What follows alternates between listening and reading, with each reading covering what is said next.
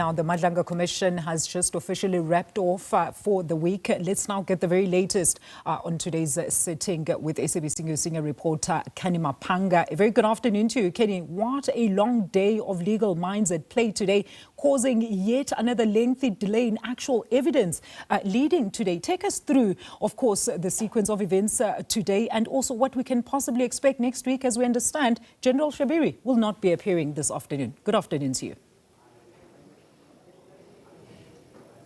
Indeed. Good afternoon to you, Alicia, and to the viewers at home. We were actually expecting to continue with the cross-examination of Major General Richard Shabiri. However, that was halted by this application coming from Suliman Carrim. His lawyers were arguing for that in-camera testimony, citing death threats, and they came to the commission bringing these several messages and I guess the criminal complaint as annexures to support their allegation, or rather their claim, that there was a credible death threat that could be realized if he comes and he testifies publicly before the commission. The difficulty with this particular request is that the Madlanga Commission has always done its testimony in a public, transparent manner, and that is for many reasons that also deal or delve into the principles of accountability and seeing justice to be done.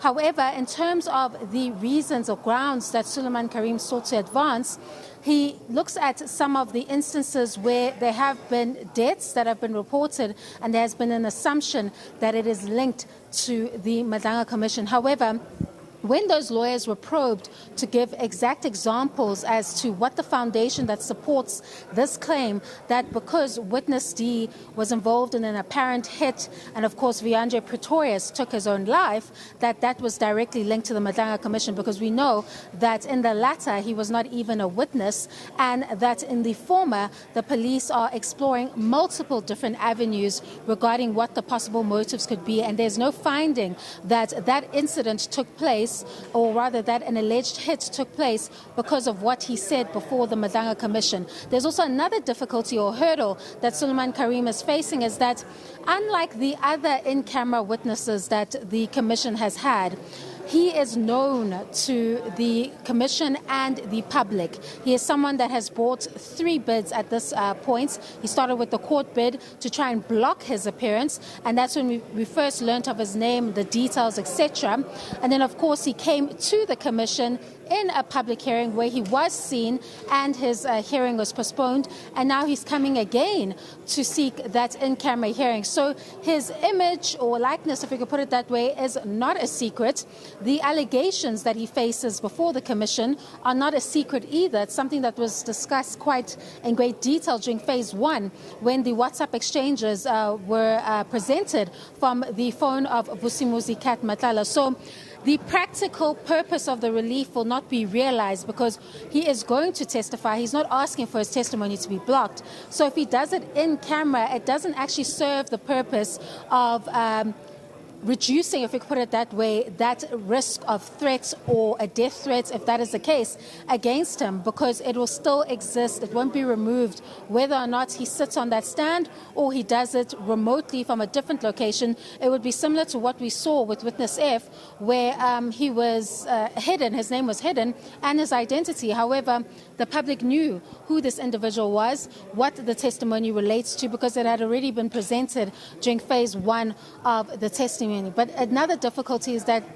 at large, there really isn't any substantive reason that has been put before the Commission that would warrant an in-camera hearing for this particular witness, and what the grounds for that would be. Of course, there have been witnesses who have had the ability to testify in camera, but the threshold for the kind of risk and threats they were facing was quite high. I mean, even with the IPID investigators who in a number of incidents have faced that real risk of a death threat or bodily harm, even came before the Commission and testified in public before the nation's glare and continued with their testimony, even though that threat is ongoing for them. But all you have before the Commission is the messages from Carrim's phone, I suppose, but there isn't the 5 W's and the H as to where this comes from and how they can assess the credibility of that particular threat. It is clear from the Commission's bench that they're going to need some time to mull over this request, and of course that ruling will be given at 9:30 a.m. on Monday morning, and that is when Suliman Carrim is actually expected to start giving his evidence for the following 2 days, that is Monday and Tuesday. And then, of course, losing the day of Major General Richard Shibiri means that the Commission will have to allocate a different date in the schedule. Now, we're edging closer to the 17th of March. It's becoming clearer and clearer that the Commission is going to need an extension at this stage to keep up with the scheduling conflicts, and then, of course, the need for all of those Phase 2 implicated persons to be heard. So the ruling is expected on Monday, and then, of course, Suliman Carrim, if he is successful, should testify in camera, but if not, he will testify in public as other witnesses have done so, and he will do so for the next 2 days. And of course, we'll hear about Major General Richard Shibiri when that allocation has been given, but you won't see him conducting that cross-examination today. Thank you so much for that comprehensive update. The SABC News senior reporter Canny Maphanga joining us live right from outside the Madlanga Commission of Inquiry, as of course the Commission has adjourned for the week.